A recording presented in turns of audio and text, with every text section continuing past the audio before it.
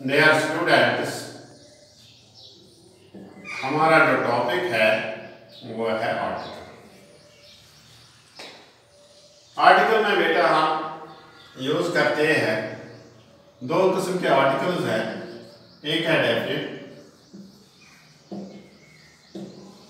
Definite article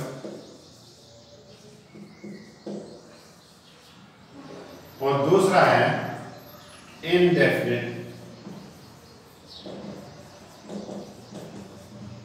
article.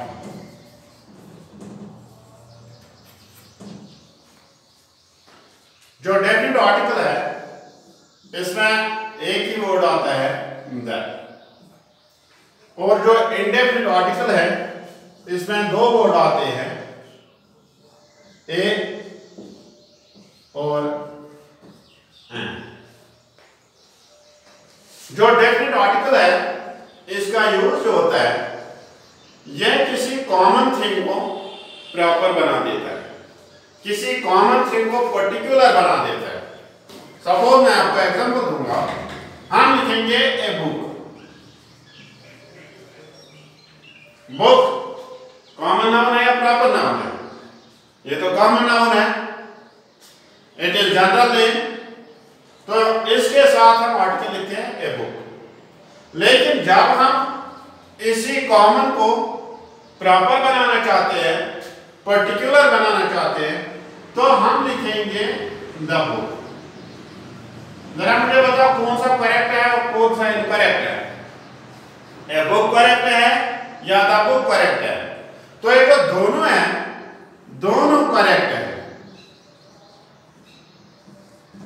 तो फिर इनमें फर्क क्या है, इनमें डिफरेंस क्या है?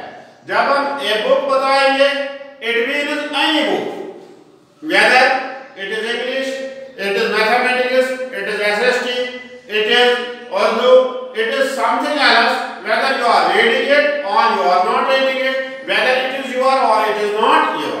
तो इसका मतलब है कि ये कोई भी किताब है, चाहे वो किताब आपकी है या नहीं है, आपकी इंग्लिश बुक है, आपकी उर्दू बुक है, कोई भी किताब हो, तो ए बुक का मतलब है एनी बुक, कोई भी बुक। लेकिन जब हम बात करेंगे द बुक, हालांकि ये जो आर्टिकल है इनका अपना कोई मीनिंग नहीं है। अगर इनको हम अलग अलग लेंगे तो इनकी कोई मीनिंग नहीं है। हाँ, ग्रामेटिकल मीनिंग है, ये इस वर्ड की मीनिंग चेंज करते हैं। जिस नाउन के साथ हम इसको यूज करते हैं उस नाउन की मीनिंग को यह आर्टिकल चेंज करता है। सपोज मैंने एग्जांपल आपको बता दी, जब हम ए बुक लिखेंगे तो इसका मतलब है एनी बुक, कोई भी बुक। लेकिन जब हम द बुक लिखेंगे तो ये बन जाती है एनी बुक, ए बुक में एनी बुक, और जब हम द बुक लिखेंगे ये बन जाती है फिर पर्टिकुलर, पर्टिकुलर बुक। तो ये फर्क है, आर्टिकल से पड़ता है इस वर्ड का, हालांकि वर्ड एक ही है, बुक यहां पर भी, बुक यहां पर भी। तो ए बुक का मतलब है कोई भी बुक, चाहे हमने इसके बारे में बात की हो, चाहे हमें इस बुक के बारे में कुछ मालूम हो, लेकिन किताब जैसी कोई चीज है तो हम वहां पर ए बुक यूज करते हैं। लेकिन जब हम द यूज करते हैं, दैट जो कि डेफिनेट आर्टिकल है, जब इस जनरल के साथ, इस कॉमन के साथ हम यूज करते हैं द, तो फिर ये कॉमन, फिर ये जनरल कोई पर्टिकुलर बन जाती है, कोई प्रॉपर बन जाती है।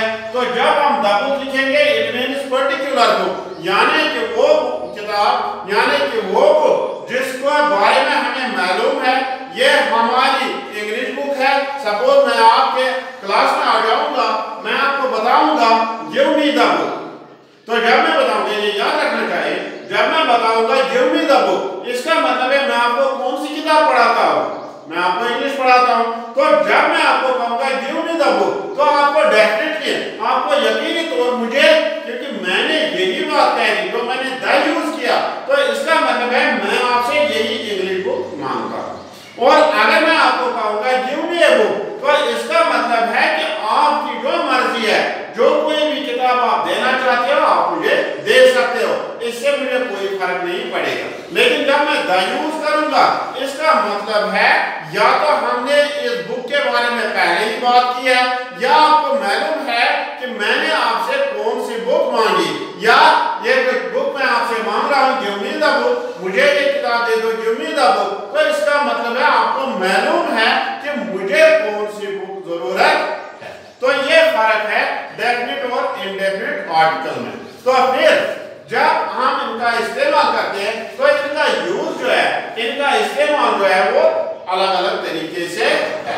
तो पहला तरीका ये आपको याद रखना है कि डेफिनिट आर्टिकल से कोई पर्टिकुलर, कोई कॉमन थिंग प्रॉपर बन जाती है, और इनडेफिनिट आर्टिकल इससे कोई कॉमन थिंग कॉमन ही रह जाता है, वो प्रॉपर नहीं रह जाता है। I think it is enough for today. Thanks for